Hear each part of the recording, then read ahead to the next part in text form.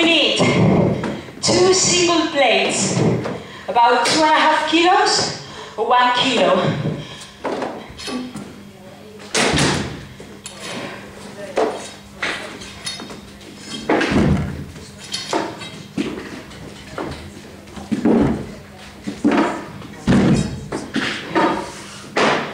Right, I need you all back.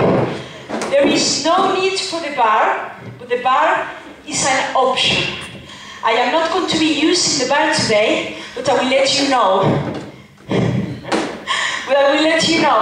If you want to use your bar, put your normal shoulder weight. Otherwise, with me, put the weights.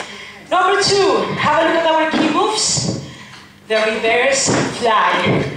Very important. Bring your knee to your ribs. Lean forward. Blades facing down.